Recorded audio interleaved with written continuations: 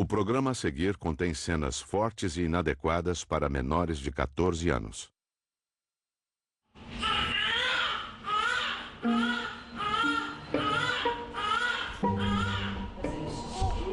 Nossa sociedade está acostumada a dividir o sexo em duas categorias bem distintas. Desde o nascimento, homens e mulheres aprendem que precisam desempenhar papéis quase opostos. Mas o que acontece quando o menino ou a menina não se encaixa no que a sociedade espera? O que acontece quando a pessoa quer se transformar em mulher, apesar da anatomia masculina, ou quer assumir o papel de homem, tendo nascido com um corpo feminino? A ousadia de romper esses códigos milenares é tabu.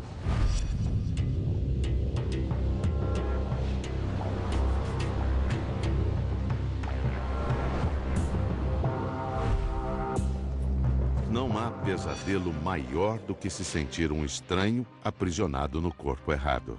E olhando no espelho eu não gostava, porque daí eu via que era de menino e não de menina. Eu, quando criança, eu não tinha nem de querer tocar, porque pra mim me causava repugnância. Eu tinha uma sensibilidade muito grande, acho que nele, então eu não gostava nem de passar muito sabonete, nada. Falei, eu não tenho uma relação sadia com o meu corpo. Eu não consigo me ver no espelho, eu não me reconheço. Eu considero assim.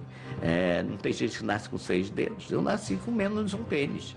Pessoa transexual é aquela que nasce biologicamente numa determinada anatomia, ou homem ou mulher, mas psiquicamente a sua identidade de gênero, como ela se percebe, se vê e se reconhece, pertence ao outro sexo. Então assim, nasceu homem, mas se percebe mulher, ou nasceu mulher e se percebe homem. Um transexual sofre muito por sua condição. Muitos buscam ajuda médica para estar o mais próximo possível do gênero que sentem pertencer. Enfrentam cirurgias de retirada total do que os define como homem ou mulher. E tentam construir uma nova identidade. Niterói, Rio de Janeiro. João Nery tem 63 anos. Muito cedo percebeu que não era igual às outras crianças. Eu me identificava com o gênero masculino. Eu desejava ser um menino. Era o pedido que eu fazia todas as vezes diante da velhinha do bolo de aniversário. Eu quero ser um menino como os outros. João é considerado o primeiro transexual masculino brasileiro a se operar no país. Para ele, a transexualidade é simplesmente mais uma forma de viver o gênero. Mais uma forma de se relacionar com o mundo. Seu segundo livro, Viagem Solitária, conta toda a trajetória de transformação de mulher para homem. Abrir a sua história em palestras pelo Brasil inteiro é uma espécie de militância. Uma luta para diminuir o preconceito. Primeiro eu achei que eu estava certo e o mundo estava errado. Depois eu achei que eu estava errado e o mundo estava certo. E hoje eu já acho o contrário. Eu acho que eu estou certo e o mundo é que está realmente errado. E por mais claro que eu cagasse para o mundo, era complicado, porque todo mundo me tratando no feminino e eu substituía mentalmente para o masculino. Estou passando com a mamãe pela pracinha quando começam a gritar Maria Homem. E para mim é terrível, é um constrangimento enorme, eu morro de vergonha, eu finjo que não é comigo, eu acabo abaixando a cabeça, os olhos enchem d'água, e enfim, não consigo falar nada. Eu devia ter uns 6, 7 anos, mais ou menos. Foi uma cena marcante na minha vida, muito, muito dolorosa.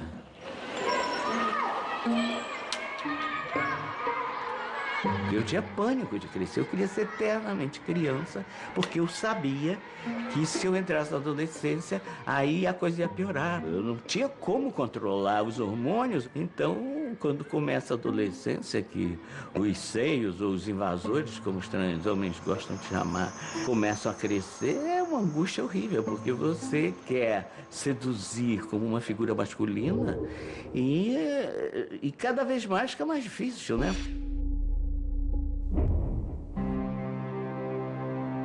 São Paulo, capital. Eu sempre me achei mulher. Eu brincava de boneca, eu ganhava carrinho, não queria brincar com carrinhos. Eu gostava, pegava os bonecos. Quando eu não podia brincar com as bonecas da minha irmã, eu pegava fantoches.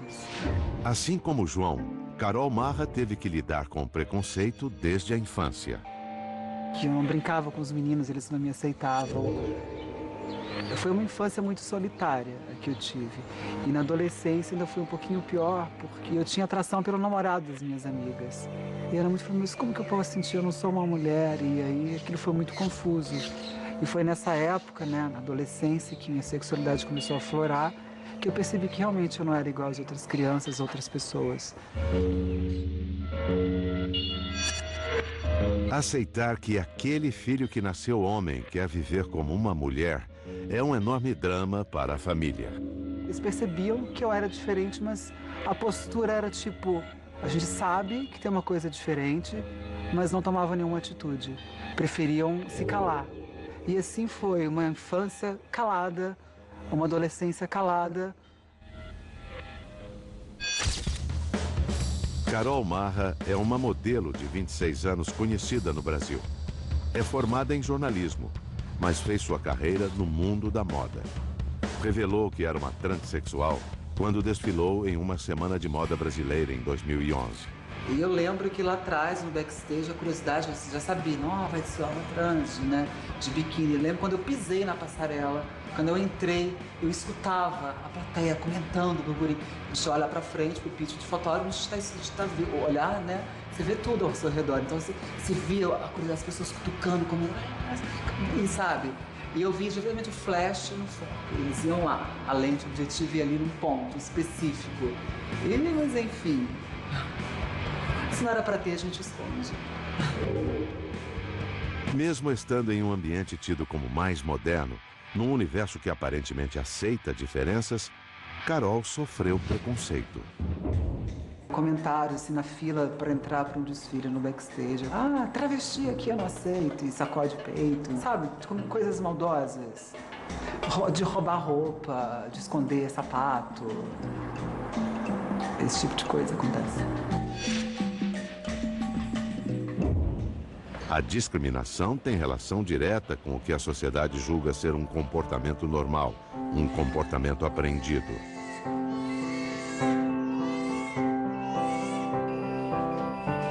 Quando eu tive uma filha, o primeiro presente que foi dado para ela foi um brinco. Furou a orelha dela, né? O segundo presente que foi dado foi o nome feminino. Quando ela vem ao mundo, né, ela já vai encontrar uma rede toda estruturada, que ela é jogada nessa rede de significados para o que é ser um homem, o que é ser uma menina. O que é ser um menino, o que é ser uma menina. Ela não tem autonomia de decidir, eu quero isso, eu não quero isso. Curitiba, Paraná. Maitê Schneider é atriz e dona de uma clínica de depilação. Há 8 anos, ela só depila homens. Tudo começou com a necessidade de retirar todos os pelos que apareciam no próprio corpo. Especializou-se em arrancar pelos masculinos, porque Maitê nasceu Alexandre.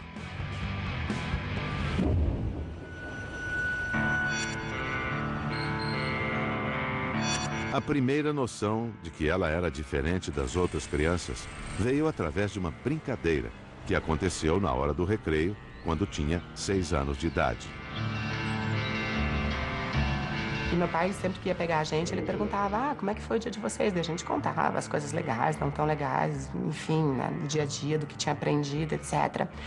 E eu, muito feliz, falei, nossa, hoje me colocaram no centro de uma rodinha, começaram a bater palma, não sei o que, foi muito legal, pai, porque veja bem, me chamando de Mariquinha, e olha que legal, e o povo todo rindo e batendo palma.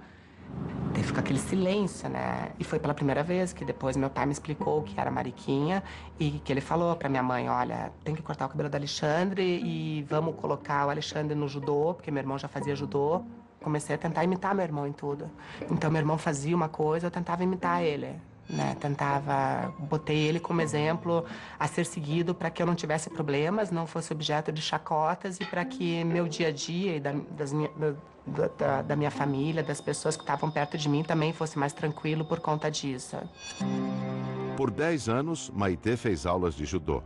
e, num esforço para se enquadrar no gênero masculino, tentou também o escotismo. No escotismo, enquanto estava todo mundo lá querendo escalar e fazer as coisas, aquelas coisas de fazer nós e não sei o quê, eu queria ficar limpando a barraca por dentro para deixar tudo bonitinho. Plantava jardim em volta da barraca, sabe? Então, umas coisas que o pessoal ria daí quando acontecia. E eu falava, mas vocês estão rindo do quê? É para ficar mais legal. As pessoas iam entrar com aqueles tênis sujos da barraca. Eu falei, não, aqui eu já limpei dentro, só entra sem tênis. E todo mundo, nossa, olha que é viadinho. Daí começou, deixou de ser mariquinha, daí já tava entrando na adolescência, daí você começou a ser viadinho, entende?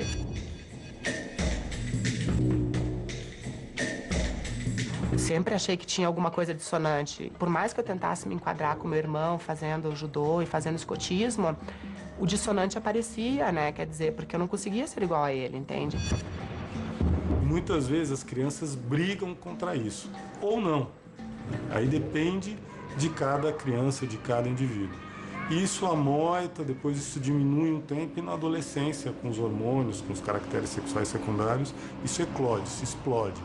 E aí começa toda a história, né, que todo transexual passa, de sofrimento, de exclusão, por não pertencer àquele padrão que é social.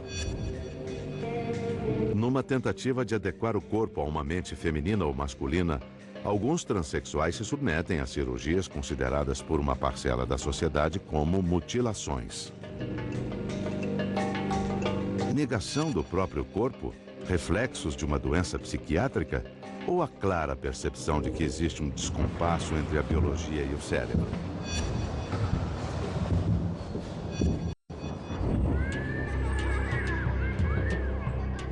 A maioria dos transexuais define a sua condição como tendo nascido no corpo errado, como se a natureza tivesse pregado uma peça de mau gosto. Segundo estimativas mundiais, 1 em cada 30 mil homens e uma mulher a cada 100 mil são transexuais.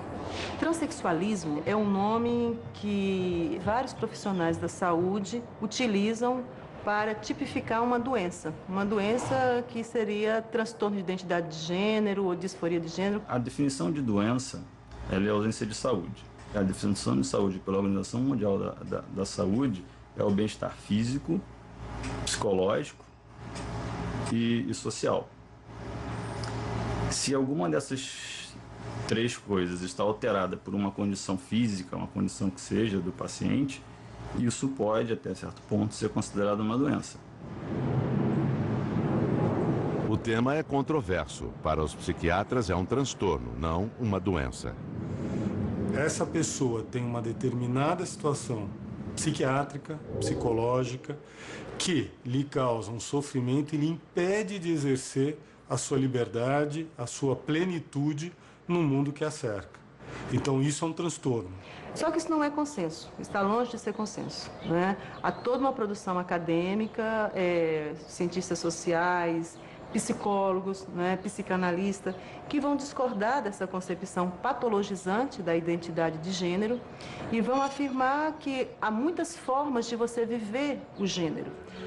Em ciência, não existe a verdade pura e absoluta. Você vai buscando e vai transformando essa verdade, vai acrescentando detalhes e vai redefinindo o que é verdade. Então, assim, não dá para dizer que o gênero é determinado socialmente só e ficar nisso. Tem a base biológica, a gente funciona em cima dessa biologia. Niterói, Rio de Janeiro. Eu tinha um corpo feminino, que eu masculinizei meu corpo através do esporte, né? Passei a ter uns ombros largos, passei a ter umas pernas muito musculosas, passei a ter um bíceps legal.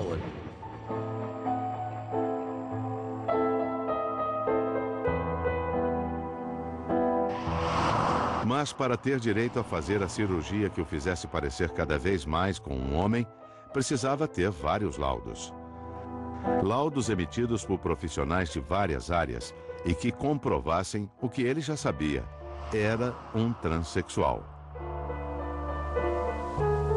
Uma dessas pessoas foi Marta, uma assistente social da Universidade Federal Fluminense, que o atendeu por vários anos.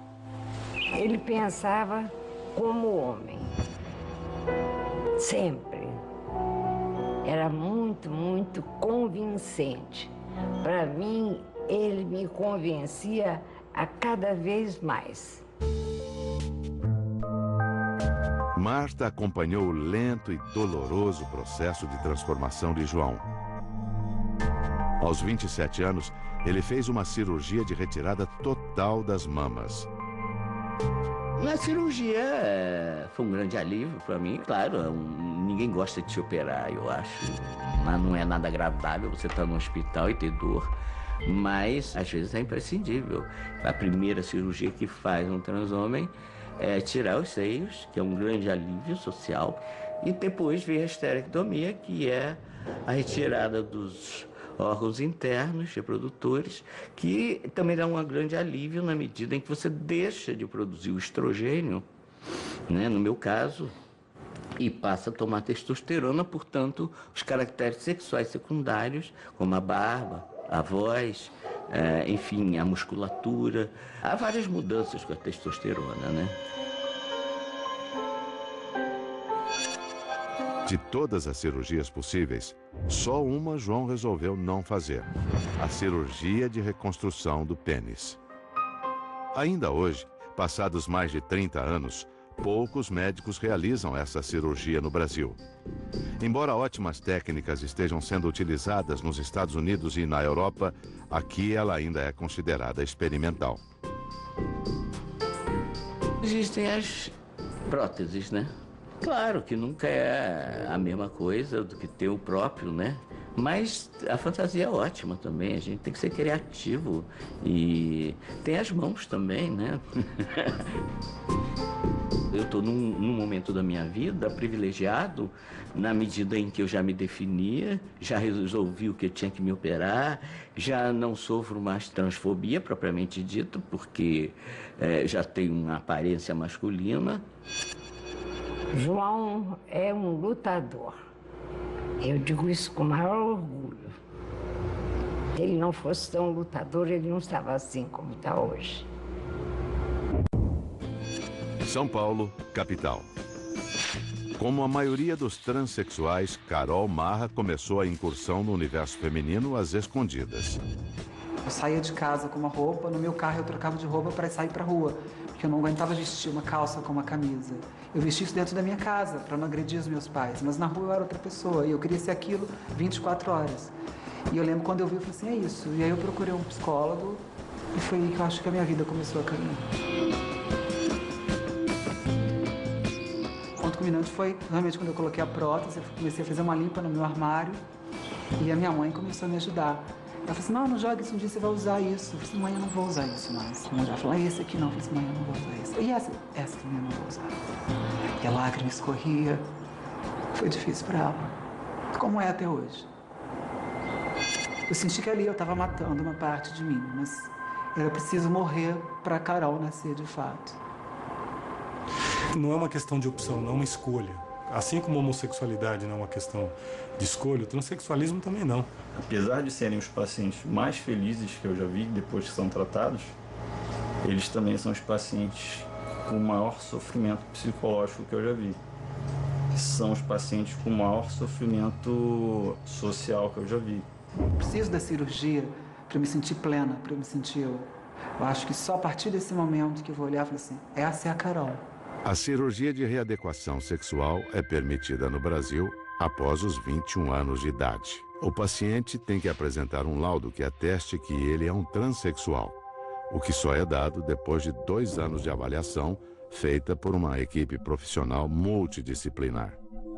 O Ministério da Saúde estuda reduzir a idade mínima para 18 anos. Porém, até o final do documentário, a medida não havia sido aprovada. Precisa estar num centro referenciado, precisa ter um acompanhamento, e nesse centro referenciado ele vai ter um laudo psiquiátrico, um laudo psicológico, um laudo do serviço social, um laudo endocrinológico e cumpriu o tempo de psicoterapia. A cirurgia é irreversível e o médico tem que ter certeza de que a pessoa que está na sua frente não sofre de quaisquer outras doenças psiquiátricas. Existem quadros, por exemplo, de uma esquizofrenia que eu posso ter um delírio de um transtorno de identidade. Mas isso não é o mais importante. O mais importante vai ser o quadro de esquizofrenia. Você precisa ter muito cuidado para indicar isso para as pessoas. Então você precisa saber para quem você está indicando, o que essa pessoa está buscando com isso. Tem pessoas que vivem uma experiência de rejeição ao corpo, né, imensa. Mas veja, não é ao corpo, é a parte do corpo. Ela tem uma parte do corpo que ela olha no espelho e fala, isso é nojento, isso não me pertence. Eu olho para o meu corpo, vejo partes que eu gosto e tal, e tem outras partes que eu não consigo nem ver e nem chegar. E aí você tem realmente pessoas que tentam, inclusive, fazer uma cirurgia por conta própria. Curitiba, Paraná. Aos 30 anos, sem dinheiro para fazer a cirurgia de mudança de sexo, Maitê resolveu, ela mesma, cortar fora a parte do corpo que a atormentava. Pesquisou durante 6 meses em sites na internet como era feita a retirada dos testículos, glândulas sexuais responsáveis pela produção da testosterona, o hormônio masculino. Eu fui numa casa de produtos médicos aqui em Curitiba, daí eu comprei bisturi, comprei fio de sutura, comprei anestesia de dentista, comprei uma série de coisas. Eu vim pra casa, botei o fio, a anestesia de dentista, passei álcool 70, limpei tudo e tal. Daí eu peguei o bisturi e comecei o que eles chamam de uma incisão bilateral, que é uma orquiectomia, que os médicos chamam. E o primeiro corte, bem leve, porque eu não sabia aquilo quanto era afiado ou não. E nesse primeiro corte doeu muito, daí eu coloquei mais anestesia, muita anestesia, e eu fiz o segundo corte bem fundo. E não sei o que aconteceu nesse corte, porque daí eu acordei, eu já estava na Santa Casa. A mutilação não deu certo. Os testículos permaneciam em seu corpo. A ideia não saía da cabeça de Maitê. Ela ficou sabendo que um médico do Paraguai fazia essa cirurgia de graça nos pacientes que tivessem o laudo médico. Menos de um ano depois, andou cerca de 650 quilômetros de ônibus para, finalmente, retirar os testículos. Era um lugar bem decente, não era um lugar sujo, nada, sabe? Não era um muquifão, assim. Nesse lugar, o cara falando meio em portunhol comigo, fez uma ficha de anamnese perguntando coisas da minha saúde e de quanto tempo eu vivia assim, fez uma cópia do laudo. Eu fiquei 1h30, umas 2 horas aberta, sei lá, mais ou menos acho que isso. E quando eu tava ali aberta, eu tive uns 2 desmaios no meio. No segundo desmaio, ele não queria mais fazer. E eu falei pra ele assim, olha, só que eu não vou sair aqui do Paraguai, não vou voltar pra Curitiba do mesmo jeito. E eu, quando quero ser persuasiva, eu sou. Entende? E ele não teve culpa, porque eu falei assim, vai ser pior pra tua clínica, porque lógico que eu vou fazer coisa errada. E você acha que eles vão achar que, tipo, fui eu que fiz? Ou, tipo, você acha que não vão saber do resto da história, que não sei o quê, tudo tal? E ele teve que continuar. Menos de 6 horas depois da cirurgia que extraiu os testículos, Maitê voltou para Curitiba. A orientação era que retirasse os drenos colocados na intervenção 5 dias depois. Já tinha comprado a tesoura, fui fazer, tirei, super fácil mesmo. Tirei o dreno que ele tinha colocado, os 2 dreninhos, tirei. Acordei no dia seguinte, no dia seguinte, e essa parte tava... Parecia que tinha elefantíase dentro, assim. Era um negócio que eu não conseguia fechar mais a perna. Eu tive, falar pro meu pai de novo. E daí a gente achou um anjo na minha vida. Que ela entendeu a situação e ela, no consultório dela mesma, ela fez uma punção, que ela tirou o líquido que estava dentro, na própria clínica dela lá. Depois desse momento, Maitê começou a fazer cirurgias. Dessa vez, todas em hospitais. E foram muitas. A primeira, para a retirada do pênis e construção de uma vagina, foi em outubro de 2005. Todas as outras foram reparadoras. Intervenções para consertar o que não tinha dado certo. E muitas vezes tem uma fantasia muito grande da tecnologia médica. Hoje a gente tem vários recursos, mas existe uma série de problemas que podem acontecer numa cirurgia, como qualquer cirurgia. Quem vai para a cirurgia tem que estar preparado para qualquer coisa. qualquer problema que possa acontecer ou advir daquele recurso que você está usando. Então eu já tirei enxerto de tudo que vocês possam imaginar, já tirei enxerto de bumbum, de perna, de tal mapa mundi, assim, de tantos recortes, assim, para ajeitar alguma coisa. Começo de setembro eu fiz a 14ª cirurgia, nesses 7 anos, 8, acreditando sempre que vai ser a última, que vai ficar tudo bem, mas eu sinto que tá... Se não foi essa, eu acredito que seja, mas se não foi, tá muito perto de resolver, entende?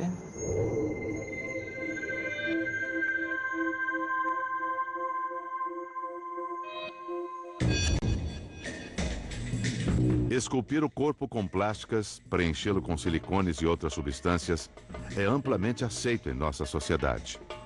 Mas ingerir hormônios e fazer cirurgias que modifiquem o sexo do nascimento, isso é tabu. Nem todas as pessoas aceitam a anatomia de nascimento como um destino. Num esforço desesperado para se parecer com o gênero que sentem pertencer, os transexuais assumem a aparência e vestimentas do sexo oposto. Encaram cirurgias dolorosas. Algumas vezes se mutilam. Colocam próteses. Todos nós estamos interferindo o tempo inteiro no corpo. No momento que eu pinto a unha, que eu corto um cabelo, eu estou interferindo na ideia de um corpo natural. As pessoas transexuais fazem essa interferência, né? Como eu também faço, como todos nós fazemos. A questão é que muitas vezes a interferência no corpo que é feita em lugares do corpo que é considerado como sagradas, né? A vagina, os seios, lugares que a gente supõe que definem quem nós somos. Tem um pênis, é homem. Tem uma vagina, é mulher. A transexual ela não aceita aquilo, ela repudia a sua genitália, ela não mostra, nem pra ela mesma, nem... Eu tomo banho de lingerie às vezes, eu não gosto de me ver. Puxa, parece que eu tô com a roupa do avesso. É uma coisa que não tem um encaixe certo. A imagem muda, mas o entendimento sobre essa condição continua sendo um enorme tabu. Olha, relacionamento é uma coisa muito complicada, né? Porque a maioria dos homens não me enxergam como uma mulher. E isso é muito triste para mim, porque acaba que eu fico sozinha, eu fico solitária. Toda pessoa tem necessidade de ter um companheiro. Quando eu tinha 20 anos, eu conheci uma pessoa numa festa, um rapaz que mora em São Paulo. A gente ficou se falando pelo telefone, pelas mídias sociais e eu resolvi vir para São Paulo para encontrar com ele, disposta a contar tudo, que ele não sabia, ele achava que era uma mulher. No caminho para a casa dos pais, a gente passou por uma região de São Paulo, onde trabalham várias travestis, e era tipo à tarde, logo após o almoço, elas ficam seminuas trabalhando. E eu nunca tinha visto uma cena daquela, eu fiquei meio espantado, gente, mas durante o dia, né, ele foi me disse a seguinte frase, que eu nunca me esqueci. Não olhe para isso, meu amor, isso é um lixo, a matança desses lixos deveria fazer parte da limpeza urbana de São Paulo. Eu achei aquilo de uma crueldade tamanha, que foi como uma facada no meu coração. Eu falei assim, o que eu vou falar para esse homem, né, sobre mim? Não vou falar. Socialmente, como é reconhecida a transexualidade? Aí eu posso afirmar, né? Socialmente, a transexualidade é reconhecida como uma abjeção, como um pecado, como algo nojento, como algo que deve ser eliminado, como algo que deve ser exterminado, como uma pessoa que deve ser assassinada, porque é isso que nós temos no Brasil.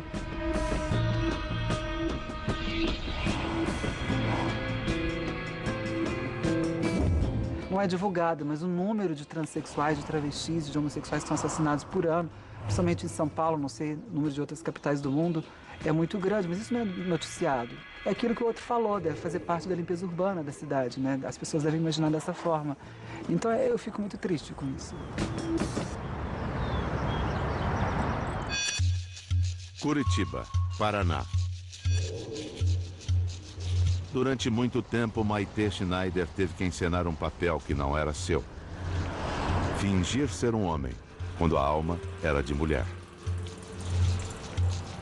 E foi aqui no teatro que se encontrou profissionalmente. Formou-se atriz e recentemente recebeu o diploma de diretora de teatro.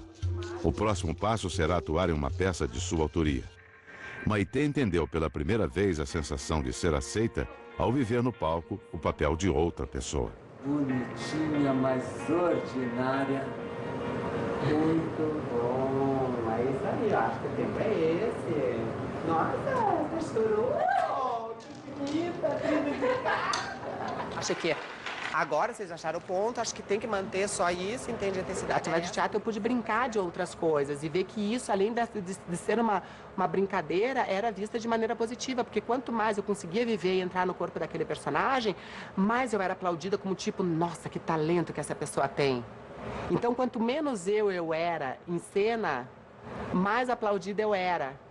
E eu nunca quebrei a cara com o teatro, entende? O teatro nunca, só me trouxe alegrias e alegrias, então é meu companheiro, foi meu companheiro, acho que vai ser meu companheiro para sempre, assim, né? Eu não abandono ele, a não ser que ele me abandone um dia. Então assuma essa postura desse Deus, entende? Onipotente, onipresente. Maitê fez 14 cirurgias para ficar cada vez mais parecida com uma mulher. A idade de nascimento, os traços biológicos estão cada vez mais apagados, mas não aos olhos de todos. Eu tive um primeiro relacionamento que não foi nada agradável, que é daquelas coisas que eu falei pra você que ainda não consigo trabalhar, que foi um relacionamento da primeira experiência sexual, tal, quando eu tinha 18 anos de idade, com um cara bem mais velho. Depois disso, foi difícil eu voltar a acreditar. Eu tive uma segunda experiência, que foi nada agradável também.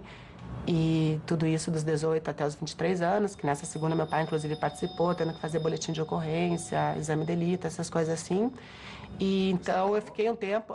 Você apanhou? As 2 vezes. E depois disso...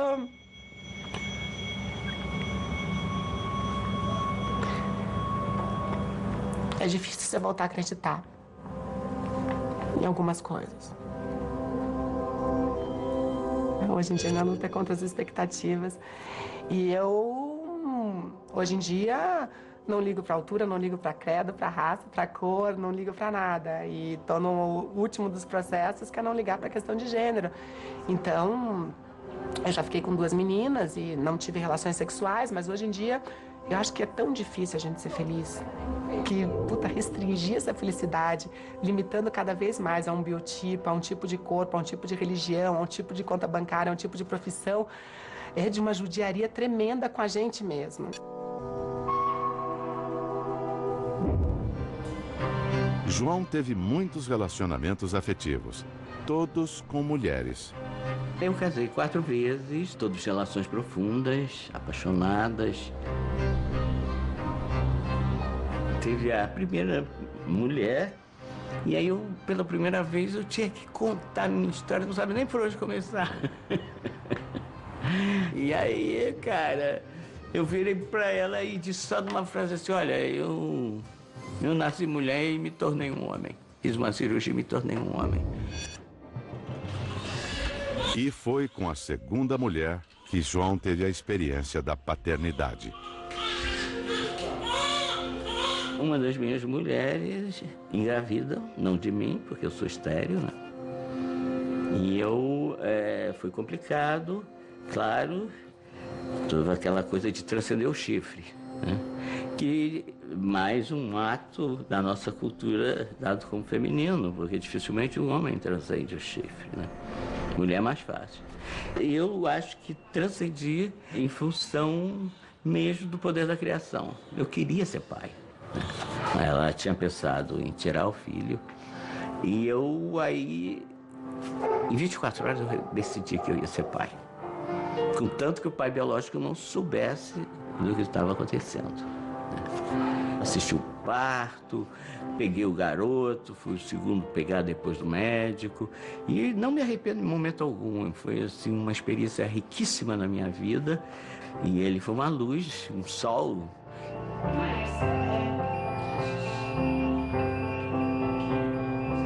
João sabia que em algum momento teria que explicar toda a sua história. E isso aconteceu quando o garoto tinha 13 anos, em pleno início da adolescência. Eram revelações muito fortes para serem ditas de uma vez só. Primeiro, disse que não era o pai biológico do menino. Foi nessa sala aqui, foi um momento de muita intensidade. Eu pedi, embora eu não seja místico, nem religioso, mas eu pedi que alguma coisa me iluminasse naquele momento. Eu sabia que era um momento muito decisivo na minha vida. A ex-mulher, mãe do garoto, contou que João tinha nascido com um corpo de mulher. E foi muito legal, só fez nos aproximar mais. Eu mostrei a ele que não é o sangue que faz, determina o amor, nem E pelo contrário, eu tinha escolhido ele mais do que meu filho de sangue, ele era meu filho do coração mesmo.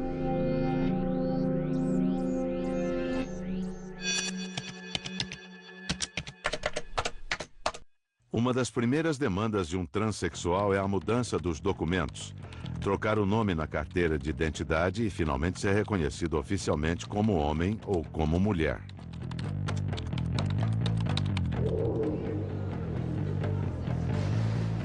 Já aconteceu no aeroporto eu dar o meu documento, não, a senhora me deu o documento errado. Eu falei, não, esse é o meu. Eu me recordo que há pouco tempo fui fazer uma viagem, meu passaporte estava vencendo, eu renovei, quando eu fui buscar o passaporte, era uma sala com muita gente, e eles chamavam pelo nome. Eu falei assim, meu Deus, ela vai me chamar. Eu não vou levantar, ela chamar meu nome, eu vou ficar quieta aqui. E a mulher foi muito delicada, ela olhou para mim e falou, eu peguei o passaporte. Hoje em dia, já é possível entrar na justiça para requerer outra identidade, o que geralmente só acontece depois da cirurgia de readequação sexual. Maitê conseguiu, depois de percorrer um longo caminho. O nome Alexandre foi apagado da história. Mas na época de João, esse caminho simplesmente não existia. Aí o que eu fiz? Eu fui num cartório, aliás, com uma amiga, que era transmulher, que foi quem me ensinou o caminho das pedrinhas, e tirei uma nova identidade masculina. Ela foi minha testemunha, olha que ódio. A justiça se fiou na minha amiga. E aí, mas o que aconteceu? Quando eu tiro uma nova identidade, eu fico uma dupla identidade, né? E aí eu perco todo o meu currículo escolar. Eu passo a ser um analfabeto enquanto homem. Eu perco o meu diploma, eu perco tudo. O mestrado, minha carteira profissional, meus anos que eu trabalhei. Sem diploma, João teve que aprender outras profissões. Foi taxista, vendedor, pedreiro, pintor de parede. Era ele quem fazia os reparos na própria casa, uma função considerada tipicamente masculina. Para sua empregada, nunca houve dúvidas, nem sequer uma desconfiança. João sempre foi um homem. Ela só soube de sua condição ao ver uma entrevista na televisão. Eu estava vendo ele ali, mas eu digo, essa história que ele está contando não é verdadeira, ele é um homem. Porque assim, eu sempre trabalhei com ele, ele sempre me ensinou a fazer serviço de homem, né? Assim, eu já fiz serviço pesado, mas ele me ensinou assim, sentar tijolo, botar torneira, arrancar pia, botar piso junto com ele. Então, pra mim, eu falava assim pra ele, às vezes eu falava pra ele, isso aqui é um serviço de homem. Eu achava que não era pra mim fazer, era um serviço de homem, porque eu trabalhava do lado de um homem. Estava trabalhando do lado de um homem que queria que eu, mulher, fizesse serviço de um homem. E nunca desconfiei de nada. Aqui eu tô com 13 anos. Mesma escola, né? Muitos dos transexuais apagam os registros do passado, anulam documentos, queimam fotos, escondem uma história que para a maioria é tabu. Ele não deixou nenhum rastro que eu pudesse desconfiar, entendeu? E trabalhando do lado dele, ele ali de camisa de botão, a gente sentado quebrando pedra, cortando grama junto com ele, arrancando mato, cuidando do jardim. E eu nunca desconfiei nada, é impossível, gente. Se sentir homem apesar da anatomia feminina, julgar-se mulher em um corpo de homem, redesenhar uma história e alterar o próprio sexo. Isso, aos olhos da maioria, é um tabu. O que leva uma pessoa a renegar a anatomia que a define como homem ou mulher? Entre a comunidade acadêmica, as opiniões se dividem. É um transtorno, uma disforia, ou apenas mais uma forma de ser e estar no mundo, uma forma de viver o gênero? O que define se eu sou menina ou se eu sou menino é isso aqui, é essa exterioridade. É a minha performance, é a minha atuação no mundo como sendo de um gênero ou de outro gênero. O que nós desejamos e como nós desejamos são construções sociais. Hoje em dia, no final dos anos 90 para cá, uma série de estudos mostram que a identidade de gênero, a noção que cada um de nós tem de ser homem ou ser mulher, começa a ser determinada intraútero. E alguns hormônios circulantes, chamados andrógenos circulantes, na gestação, vão determinar se o cérebro vai se desenvolver masculino ou feminino. E, portanto, a identidade também está ligada nesse desenvolvimento cerebral. O SUS, Serviço Único de Saúde, realiza cirurgia de readequação sexual de graça em 4 centros referenciados: Rio de Janeiro, São Paulo, Porto Alegre e Goiânia. A fila de interessados é imensa e a exigência de um laudo que ateste a transexualidade, laudo que demora 2 anos para sair, faz com que o processo seja lento. Carol Marra decidiu fazer a operação em uma clínica particular. Ela ainda não tem todos os laudos. Lá fora, isso não é necessário, essa burocracia toda, mas eu escolhi fazer aqui no Brasil e está sendo muito complicado. Sabe, parece que eu não tenho o direito de ser eu. A cirurgia é de grande porte e irreversível. Aqui está o ânus, é feito um descolamento no períneo, mais ou menos nessa região, e o túnel, ele se prolonga até aqui. A profundidade da vagina, ela pode ser dada por essa distância aqui. Nas técnicas que usam a pele do pênis, para inverter a pele do pênis e cobrir essa área com pele, a profundidade ela é limitada pelo tamanho do pênis. Essa região dorsal do pênis aqui é onde passa a inervação para a glande.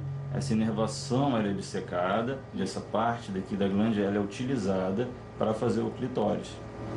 Então toda a sensibilidade continua sendo carregada por esse nervo da glande até o cérebro e a pessoa tem a sensação erógena preservada. O corpo passa por uma enorme transformação. É preciso ter cuidados específicos para que ele se adeque a essa nova fisiologia. Toda cicatriz tem a tendência a contrair. Então, a paciente precisa fazer dilatações periódicas enquanto ela não tem atividade sexual, porque a atividade sexual por si só pode garantir a permanência desse canal no diâmetro que ele tem que ficar. A pessoa usa uma série de dilatadores de tamanhos diferentes. Conforme o tempo vai passando, as dilatações são menos necessárias. As pessoas falam, você não tem medo da dor? Eu não tenho medo nenhum. Eu acho que na hora que eu chegar no quarto e me olhar, eu falei assim, essa sou eu. Vai ser o dia mais feliz da minha vida. Curitiba, Paraná. Hoje é um dia importante para Maitê Schneider. Em um jantar organizado por ela, conseguiu reunir toda a família, que finalmente agora a aceita como ela é. Mas que também teve que percorrer um longo caminho para entender o que se passava com aquele menino, o Alexandre. Para mim foi bastante complicado também. Então, tanto é que eu fui para o psiquiatra também, para poder arrumar a minha cabeça e para poder ter um convívio bom com a Maitê. E fiquei praticamente quase 10 anos afastada da minha filha, sabe? Que eu acho que era uma época que os pais têm que estar sempre junto e acompanhar mais do que um filho que não é diferente. Então, hoje em dia, eu tenho um arrependimento bárbaro dessas coisas, sabe? Eu digo que nenhuma mãe faça o que eu fiz. O mérito é todo dele, porque ele que lutou, ele que foi atrás, ele que sentiu dor, ele que sentiu o desprezo das outras pessoas e tal coisa. Ele é um guerreiro e conseguiu, na justiça, que é muito difícil no Brasil, conseguiu mudar o sexo oficial em carteira, que hoje em dia ele é uma mulher. Mas tudo isso ele conseguiu por mérito pessoais dele. Então foi uma luta que pouca gente vê. Um vivo para 2013, então, com muita saúde, muitas coisas boas, muita energia. Não existe o igual. O bonito é a diferença. Então, um dia que a gente se libertar desses aprisionamentos que nos colocam, entende? Tudo vai ser melhor. Não precisa gostar de mim, eu acho que tem que respeitar. A vida é minha, né? Eu só tenho essa para viver, então quero ser feliz nessa vida. As outras, a gente vê depois. Eu simplesmente sou apenas mais um ser humano que existe de mais uma forma da diversidade. Eu acho que ele nasceu errado. Ele nasceu para ser o que ele é hoje, um homem. Eu acho que a nossa luta é para que a sociedade respeite a diversidade. Mais que ter direitos iguais, é ter direito à diferença.